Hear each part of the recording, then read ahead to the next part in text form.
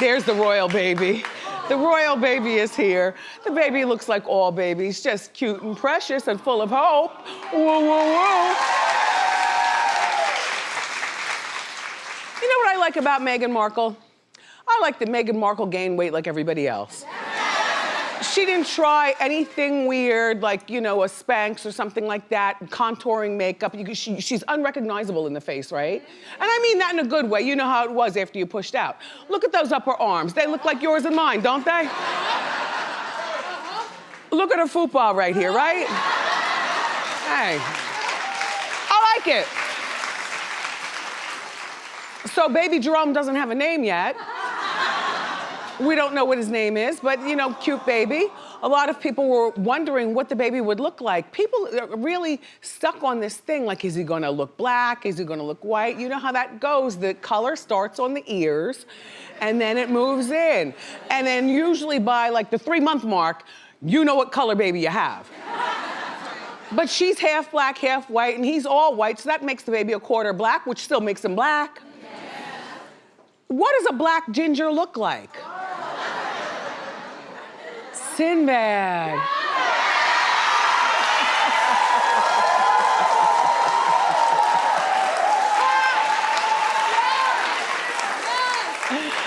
Oh, Sinbad. Oh, he's the only black ginger that we know though, right? Well, maybe you know some, maybe you are one. Good for you. Anyway, look, I love this family. They both spoke to the press. Take a look. We're just so thrilled to have our own little bundle of joy and to be able to spend some precious times with him as he slowly starts to grow up. It'll be a nice moment to introduce the baby to more family, and my mom's with us as well, so it's been a really, here we go. Another great grandchild. Yes.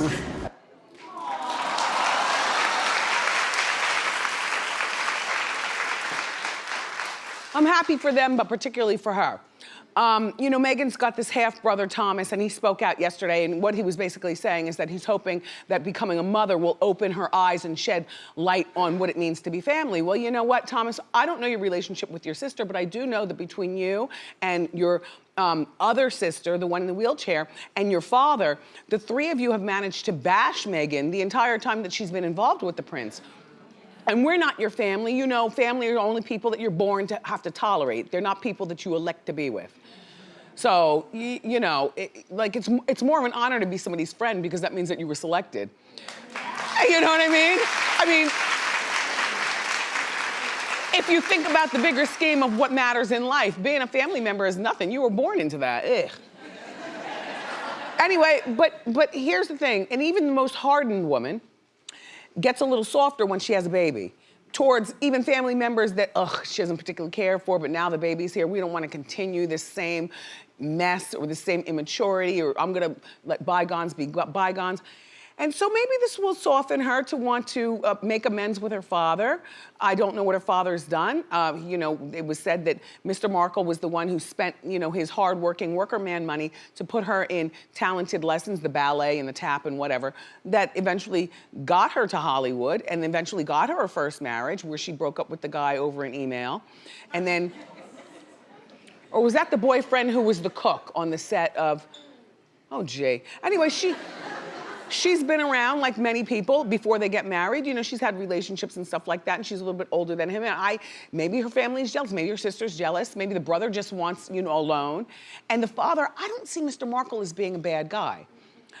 I just hope that she does make amends, because Meghan now has the biggest thing going, and that is she married him. There's no event bigger than marrying and giving birth to the first son in the royal family.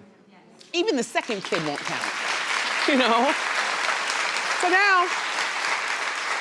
now, nobody's getting any younger, and you know, I do think that she should reach out and try to make some sort of amends with her three family members that we don't know anything about, because all we know is the mother, you know, and that's not good enough, not when you don't try, not if you're not gonna try with the others, and you have so much. All her life she wanted to be a princess, or what, you know, something royal, and she achieved it.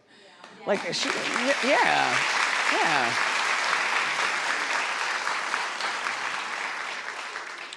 I still think, though, that she has something up her sleeve. You know what I mean? Like, He loves her just a lot a bit more than she loves him. And she knows exactly what keys to turn to make him, to keep his clock right where it needs to be. And the royal family will not boss her around. So, yeah. I like it. I went out last night. No, you all are gonna stop with this hot topics. So I went out last night, right? My nephew is in town, you know? And so I felt like I'd taken a nap, but around 11 o'clock, I felt like some Mediterranean food. So I just, so we get in the car, we go around, we get to Mediterranean food. As we're coming in the place, it was a happening in New York. It was like a happening. Like all the guys were really tall, some ball players, but I don't follow unless it's, intersecting with hot topics. But there were some really tall men in there and some really beautiful women, and everybody was eating really good Mediterranean food, and they were smoking hookah and having drinks, and the music was really eclectic, and it was cool, you know what I'm saying? Well, honey, we arrive, I just say, all right, well, if we can't get a table, then we'll just get it to go. We'll eat it, while watching Kimmel at home. So we ended up getting a table, which was nice, thank you, sir. And as we're walking over, and the place, it's more like a happening scene than a restaurant. It really is not a restaurant, but the food was excellent. This man comes over to me that I do not recognize, and I had no backup. And my, my nephew's 25, he's into girls, his work, his paper, or whatever. Oh. Anyway, and Aunt Wendy, yeah, it's Aunt Wendy. But he's not like looking for, Aunt Wendy. Who's that man talking to you? Do you need, right? So here we go. Here we go, Norman. So he says, hi, Wendy, you know who I am?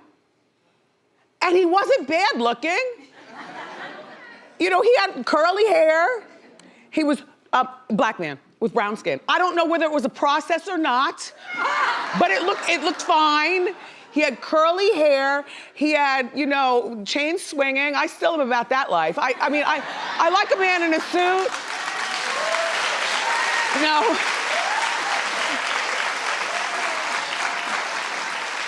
I like a grown man like my age or a little older, in a suit and everything, a little cat daddy, salt and pepper, but I'm still about that life. When the chain is swinging and the diamonds are going, I'm like,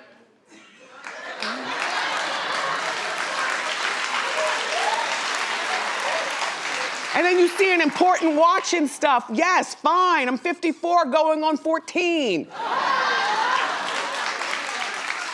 And he's taller than me, and so my nephew's standing there, and we're not, the guy's about to take us upstairs to eat. He's like, you know who I am? And he smiles, a cute smile. I said, no. And I'm with my nephew, like I'm not in effect mode. I'm trying to get something to eat, but I'll be back around maybe next week.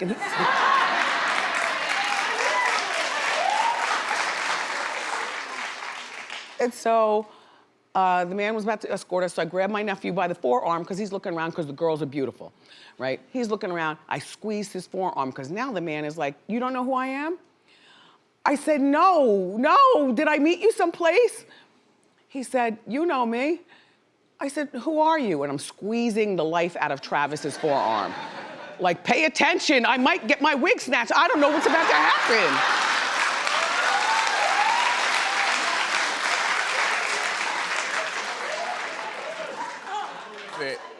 And he tells me, I am Mr. Papers.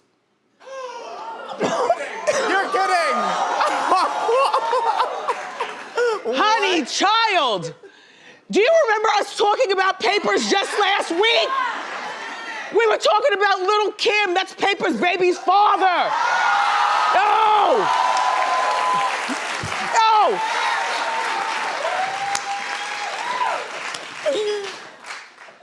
James was at home. I'm sorry, it was just some Mediterranean food. I figured I could just skip my way. Travis knew nothing. He's busy looking at the girls. I'm squeezing the life out of him, and I got Papers in my face. I said to him, no lie, I said, are you mad at me? And he said, no, you do what you do and you do it so well. We love you. That was just a thing. Oh, man. It's your papers! No! And this is what I said about him, papers. I take it, it's not that I take it back, and thank you for understanding the show and my foolishness in the way it's delivered, papers. You are a gentleman and a scholar, but this is what I said about him last week, because I don't know papers. Right. Except that Kim was getting her mansion foreclosed in Jersey for a little over $2 million. And I'm like, well, her baby's father's name is Papers. Right. Kim's had this house since longer than she known Papers. Kim's had this house since Biggie times. You would think that if your baby's father's name is Papers, that she wouldn't be getting foreclosed for $2 million. And then I said, no. Because then I said, well, maybe she's not with Papers anymore and her house is not his responsibility. Only royalty reign is his responsibility. Right. So I don't know what their relationship is, but I said, good luck to both of you. And that was it. But yo, and he was standing there by himself. And then, next thing you know, this cool white boy came up to him. and like, you know, I guess that was his bro for the night or whatever, you know, they were out there having, I was like, Papers, I gotta go. So I grabbed my nephew, like, just come on. I was like, that was Papers, he's really cool. So we get upstairs and then Papers comes upstairs and he's sitting and he's eating. He said, I'm gonna be upstairs to eat too. I was like, okay. But I didn't want a relationship, like I didn't want to forge, you know, anything to ruin Hot Topics. You know how I feel about the celebrities. You stick and you move. You don't hang around with them because otherwise that ruins my Hot Topics delivery for you. Yeah. Turns out the boy that he was with was not a boy, he's a young man, Cyndi Lauper's son. Well, I didn't know that either because right after I turned from Papers and we're trying to scurry up the steps, the boy goes, he goes, hi, Wendy, my mother loves you. And I'm like, oh God, who is this? And he's with Papers. So he goes, my mom, Cyndi Lauper. I was like, oh, I love your mother. Yeah. So anyway, we had fun last night and I'm here now to live to tell the story.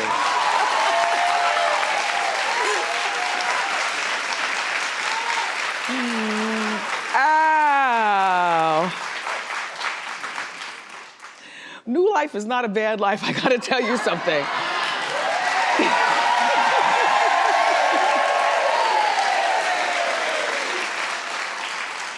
The adventures of it all. And it's only been a moment, but the adventures are book-worthy.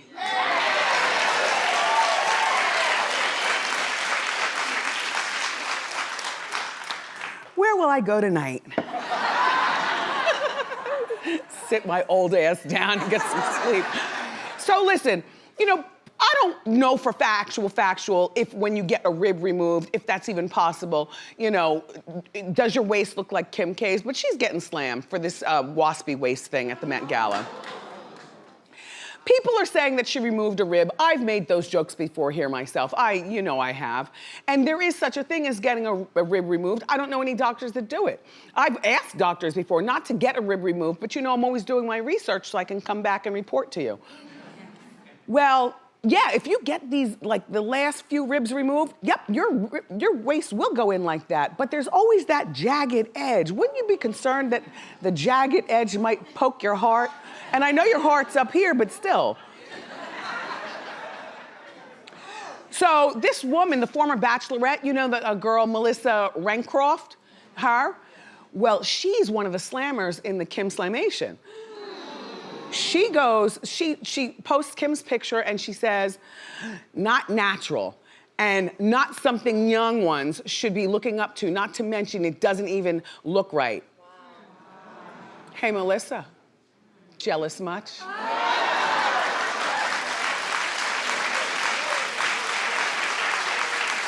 And here's why. No, it doesn't look natural, but that is, like, when you talk about a Coke bottle body, you have to give it to this girl. Come on. couple right there in my mother and father's chair, they aren't doing anything. He's scared to clap because he knows she's beautiful. And look. And her peripheral vision is so good that the second he goes like this, she's gonna elbow the hell out of him.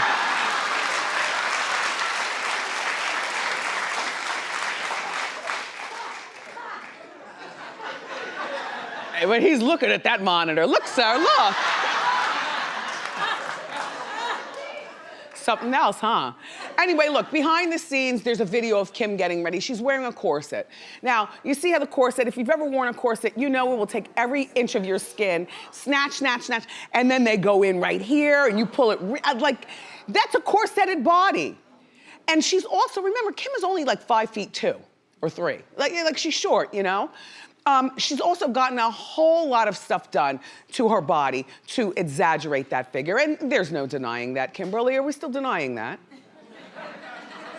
And she does work out. Her trainer is very upset with all of you all for insisting that she got a rib removed. He says he works out with her, you know, every day, and she works really hard and so on and so forth. And you know what? She can work really hard, but there's certain things, no matter how hard you work, this is not natural and this is not achievable without help from a surgeon or a corset. And the caution about corsets is that they squash your inside. Like it's not even worth it wearing a Spanx.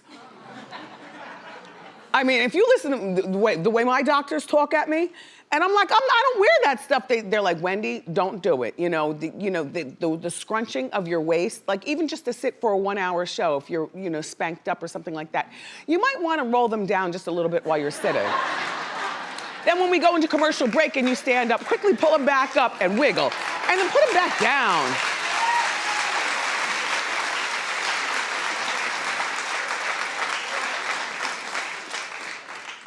Clap if you think that this is not attractive and this is so unrealistic and ridiculous.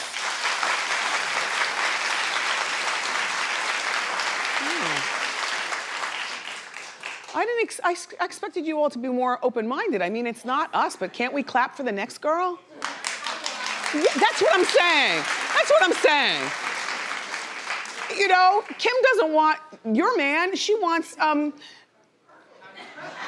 she doesn't. Well, we'll figure that out one day. But you can clap for the next girl. That looks bomb, you all. That looks bomb.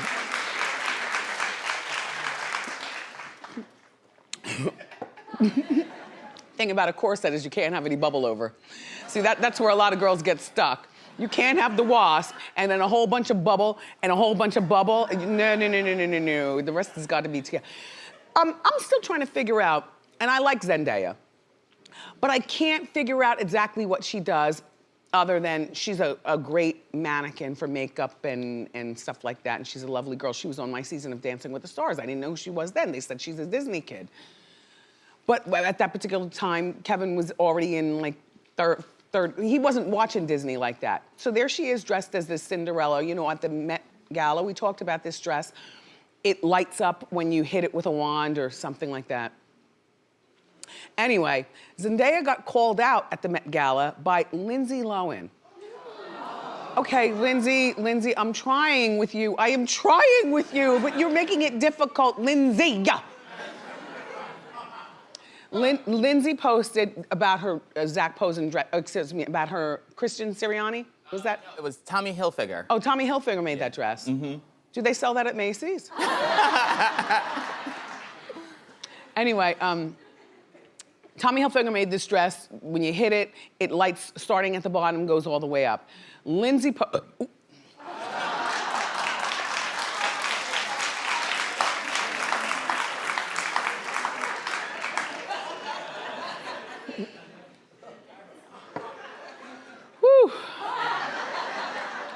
Lindsay posted that Claire Danes did that with Zach Posen already.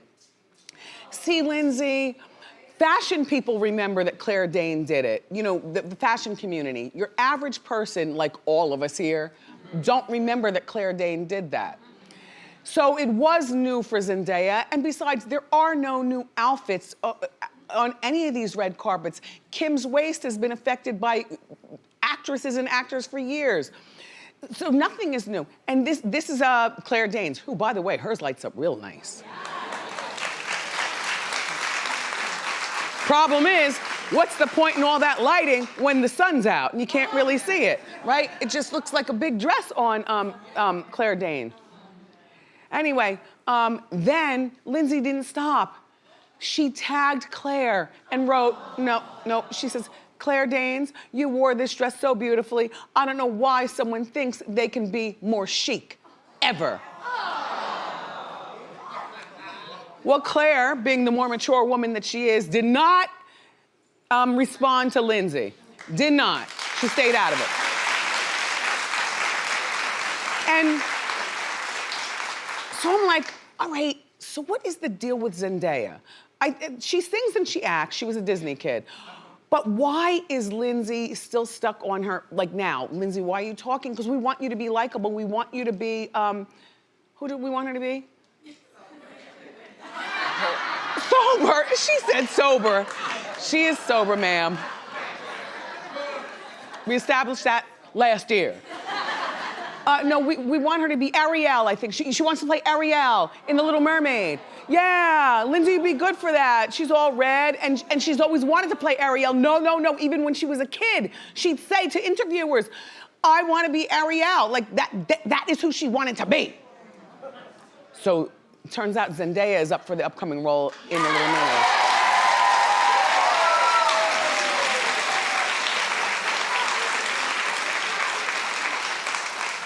Zendaya is up for the role, so Lindsay, I guess, is, mad at that as well. Lindsay, you're a little old to be playing Little Mermaid, although I think that she possesses enough youthful look, along with the natural red hair, and the alabaster-y skin, and her knowledge of Ariel, because she studied this Little Mermaid thing. I just think that you need to go and audition, stay off social media, and leave Zendaya alone, because she's one of these people.